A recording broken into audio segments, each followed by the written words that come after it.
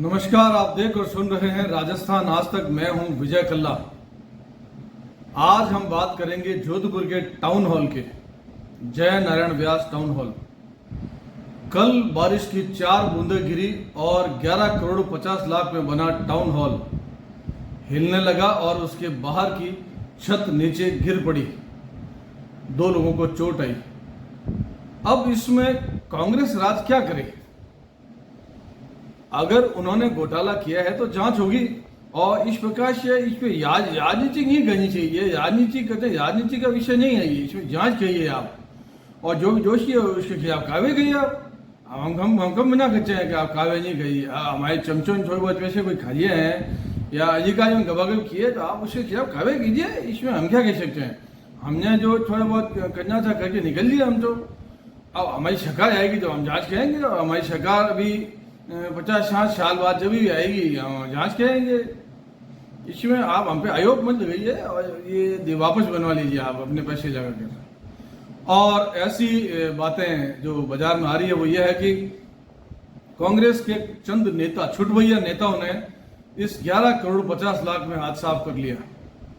कुछ कहते हैं कि इसमें अधिकारी भ्रष्ट थे, कुछ कहते हैं नेता भ्रष्ट थे। राजस्थान की आंधी है, महानायक है अशोक गहलोत, ऐसे नायक है वैसे नायक है। अच्छी बात है, राजस्थान की आंधी है, पर आंधी के 2 झपेड़े 11 करोड़ 50 लाख झेल नहीं पाए। भर भरा कर उनकी दीवारें हिलने लगी और एक साइड तो नीचे ही गिर गई। अब कुछ रंगकर्मी आरोप लगा रहे हैं कि पुराने चादरें पतरे लगे हुए थे। रंगकर्मी साहब, आपका काम केवल अभिनय करना है। घोटाले जिसका करना है काम वो अपने आप कर रहे हैं, आप उसमें दखल मत दीजिए। ऐसा कांग्रेसियों का सोचना है कि आप केवल रंगकर्मी रहिए और छत आप पर गिर जाए तो परवाह मत कीजिए। कोई बात नहीं, नए रंगकर्मी आएंगे, वो काम करेंगे। अब जिनको जो करना था वो कर चुके हैं। अशोक गहलोत ईमानदार हैं, हमारे जोधपुर के रहने वाले हैं और हमारे लिए तो सम्मानजनक बात है कि 3 बार के मुख्यमंत्री जोधपुर के रहने वाले हैं। और ये जो भवन बना था जय नारायण व्यास टाउन हॉल, उस वक्त जो नेता इसमें शामिल थे, नेताओं ने खड़े होकर बनवाया होगा। और बजट में जो भी झोल झाल किया है वो अपने ही लोग थे, कोई पराये नहीं थे। उनको सजा दिलाना, उनको जेल में डलवा देना, एसीबी की जांच करना या अधिकारियों को गिरफ्तार करना, ये कहाँ तक उचित है? क्यों? क्योंकि घोटाले करने के लिए ही तो जगह पर सेट होते हैं।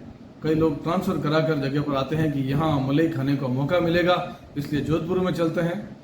और संबंधित विभाग पर क्या कार्रवाई होगी? मेरे हिसाब से कोई कार्यवाही नहीं होगी। हाँ, कार्यवाही के भाषण जरूर दिए जाएंगे। भाजपा के नेता कहेंगे कि हम इस पर जांच कमेटी बिठाएंगे, कार्यवाही करेंगे और जांच कमेटी में जो भी बैठेंगे उनसे वो लोग आकर मिल लेंगे जिन्होंने घोटाले किए हैं, अब चाहे वो नेता है या अधिकारी। एक बात बड़ी रोचक है कि जो भी बंदा पार्टी छोड़कर दूसरी पार्टी में जाता है वो पिछली पार्टी की पोल खोलने पर आता है तो क्या ठोक कर खोलते हैं।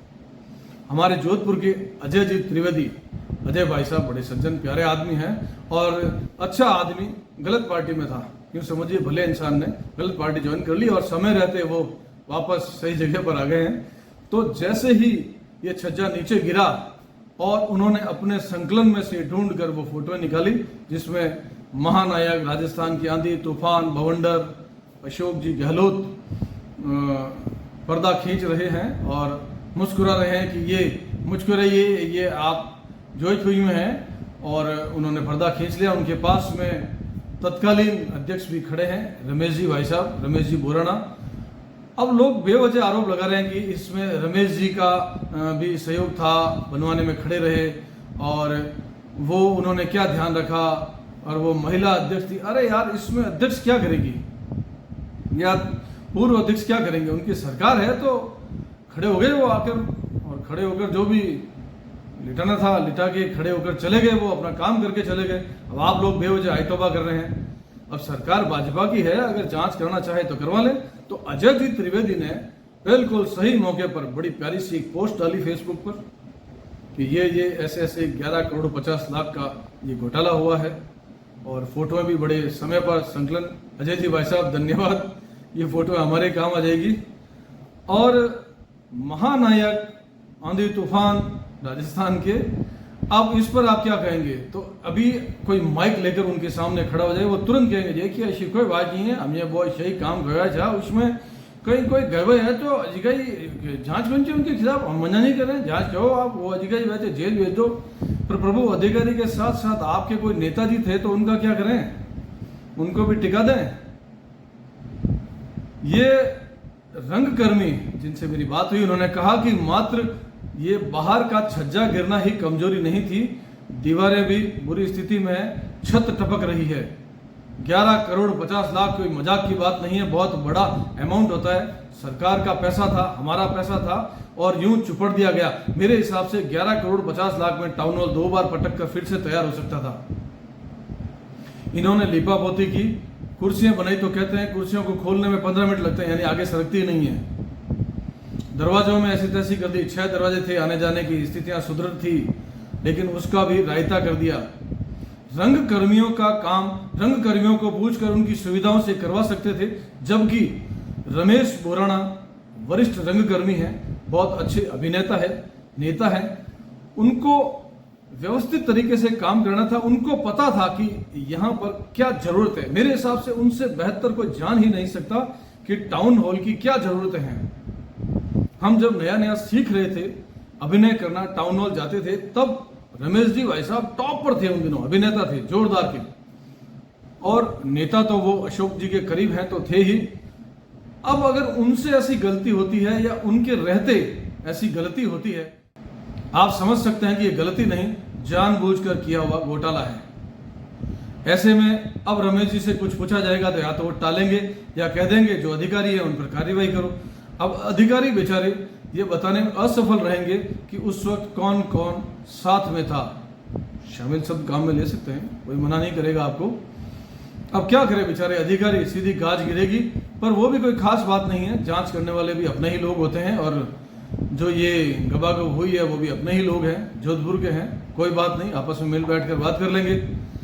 तो मुझे नहीं लगता कि अशोक गहलोत इसको अपने पर लेंगे या ये छुटभैया नेता कहेंगे कि हमने गड़बड़ की है या हमारी जानकारी के बावजूद भी ऐसा कुछ हुआ है।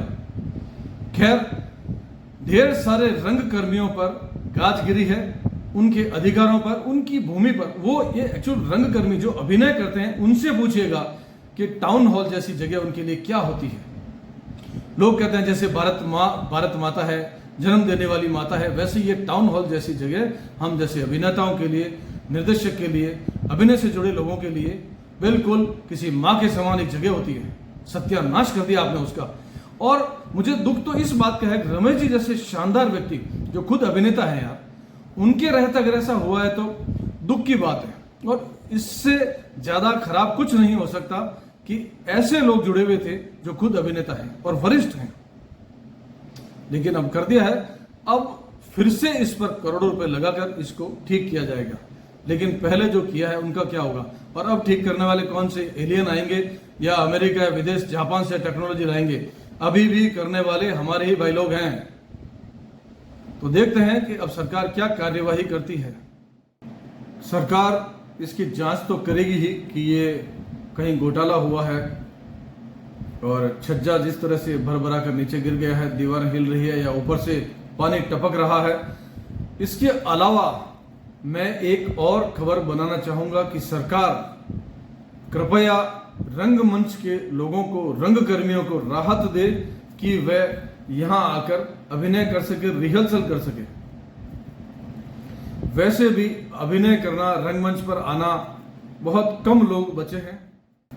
किसी जमाने में रंगमंच और अभिनय बहुत हुआ करता था, क्योंकि उस वक्त हमारे पास और कोई साधन नहीं था, ना टीवी था ना मोबाइल, ऐसी कोई बीमारी नहीं थी। इसलिए रंगमंच ही एकमात्र ऐसी जगह थी जहां हम अभिनय कर सकें और अपनी अभिनय क्षमता लोगों को दिखा सके, आत्मसंतुष्टि कर सके।